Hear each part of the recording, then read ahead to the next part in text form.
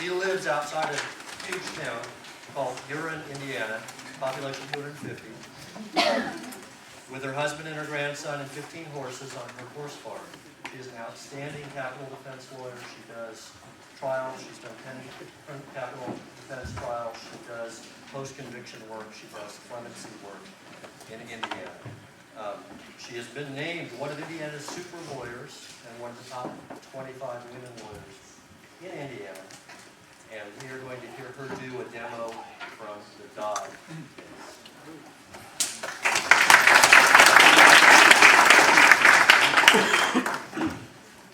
What I'd really like to do is show you how to tactfully throw up. Let's play a game. Here we go.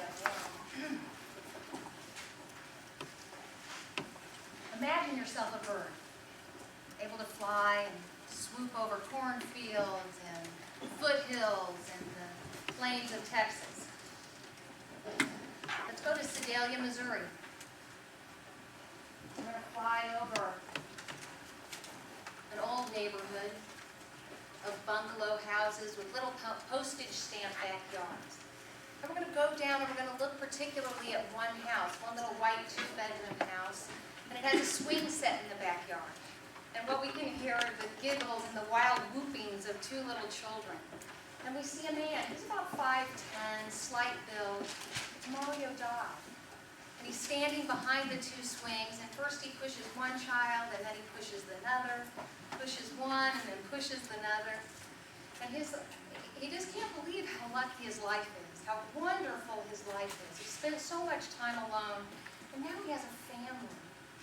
He's instantly taken back when the little boy turns his face, that toothless grin with chocolate smeared on his face, and he says, "Daddy, push me higher." He's taken back to about a year before. A little Kroger grocery store. He's standing in line with his single solo man, little carton of milk and frozen dinner, when he notices two small children and a blonde woman, thin and pretty, in the line in front of him. Being a hot-blooded American man, he can't help but notice that as she pays for the groceries with her credit card, unlike me, there's no wedding ring on her hand. Just then, she picks up the groceries and is walking out the door when the little boy picks up a little chocolate candy bar and with big tears down his face is saying, but mommy, you promised I could have this chocolate bar." In Mario's mind's eye, he sees the woman coming back, and as she bends down, he remembers smelling her jasmine perfume, a smell that he always associates with the man. And she's explaining to him, "I don't have any cash, we've already paid, there's a line." The scene is opening, he pulls that dollar out of his pocket and pays for the candy bar. That's where Mario is in his mind as he's pushing the little boy and the little girl, and the little boy gives him the toothless chocolate smear. Can you come with me now and let's go ahead in time, because we can do that. And now it's about May of 1987. And we're just a little bit away, still in Sedalia, but at a sports bar, about 2 or 3 miles from the Dodd house where we just left. And we swoop in and we see a bartendress named Thelma. Thelma's working the night shift. She came on about 5 o'clock. She's going to get off about midnight. She's only got about 4 or 5 tables, not a really busy or heavy night at work. And she knows one of the tables, well, it's Judy. She knows Judy, she's a regular. Judy's there with her girlfriend. She notices another table, 2 fairly attractive men, athletic guys, both of them big, about 6 foot or more. Throughout the night, as Thelma is serving Judy and her friend, she's taking Thelma her second or third Jim Beam and Mountain Dew when she overhears the conversation between Thelma and her girlfriend. The girlfriend is saying, she overhears the conversation between Judy and the girlfriend. And the girlfriend says, "Judy, don't you have to get home? What about the kids?" And she hears Judy say back, "Mario's with him. It's no big deal. Mario will take care of it. He always takes care of me." Later in the evening, she notices that Judy's friend leaves, and Judy gets up and now is sitting at the table with the 2 big men. As she's closing that night, wiping down the tables, she notices Judy leave with one of the big men. Now let's go forward in time, and quite a distance. We're now in San Antonio, Texas, and we're drawn to the beat of nightclub music, the loud drums, the guitars. We go in, we're at a table now, and there's Judy, Mario, and the big man, Larry Wrench. We watch as Larry stands up and grabs Judy's hand and takes her out to the dance floor. And we're there with Mario as he's peering through the hazy, smoky bar and smelling the stale beer on the pine wood floor. As he looks up, he doesn't have his glasses on, as he looks up and he sees, as the crowd parts on the dance floor, a man and a woman pressed front to back, dancing closely, making all of their rhythms go together. Interestingly, he takes his glasses out of his pocket and puts them on, and that's the first time he realizes that's his wife, and that's Bibi. Feeling uncomfortable, not really sure what to do, Mario gets up, walks to the men's room, goes to the bathroom, washes his hands, and splashes some water on his face. We see him now walk out of the restroom and go back to the table, but there's no Judy. There's no big man. Mario's getting a little frantic. He starts looking around the bar. He can't find them anywhere. He goes back to the men's room. No Larry Wrench. He goes to the women's room. He stands outside for about 5 minutes. No Judy. He takes a tour of the entire bar. No Judy. He goes back to the table.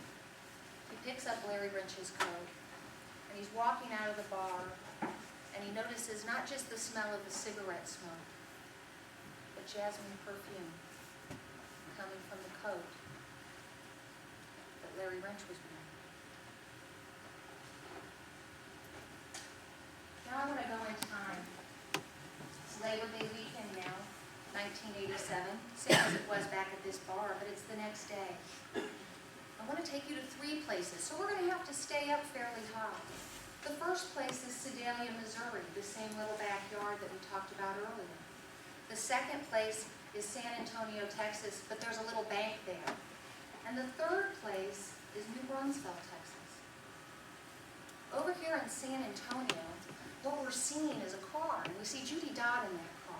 She's looking in the rearview mirror, and as she's sitting there, she's replaying the conversation that was had in the car until she drove up there to that bank. And the conversation is, just remember, if anything goes wrong, we're going to blame it on Mario.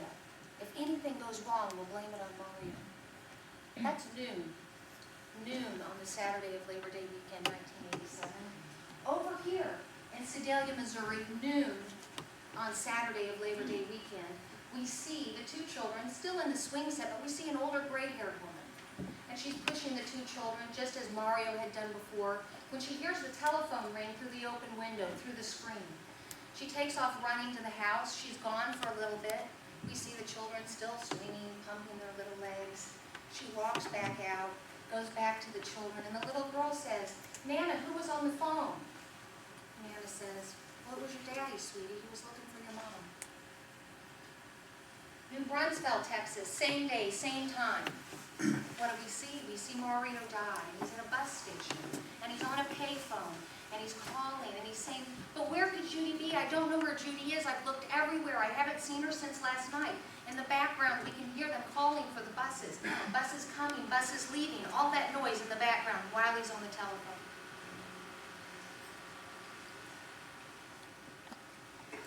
Now come with me back to San Antonio, Texas. This time we're in a big institutional building with a lot of bars in the windows.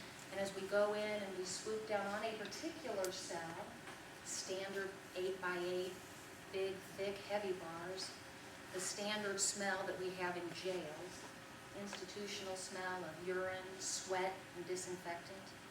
On a little cot that's just a metal thing that sticks out of the wall and has about a 1-inch mattress on it, we see a blonde woman, and we recognize her as Judy Dodd. Judy's sitting down again. She's flashing back to that conversation that was had in the car on the way to the bank. If anything happens, we'll just blame it on Mario. And as we look at Judy, she's holding a letter in her hand. The letter says,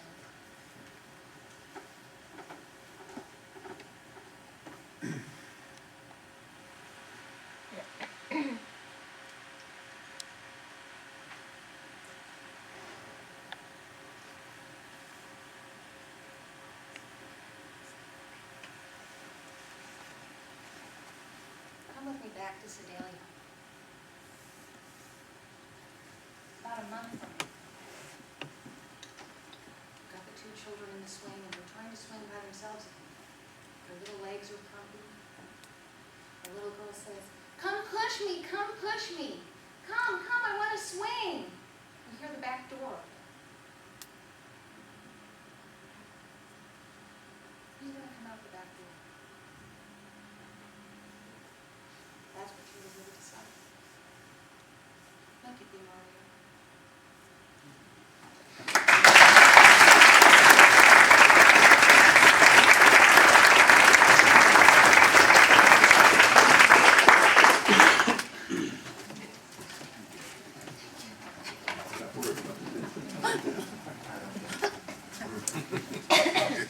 Yeah.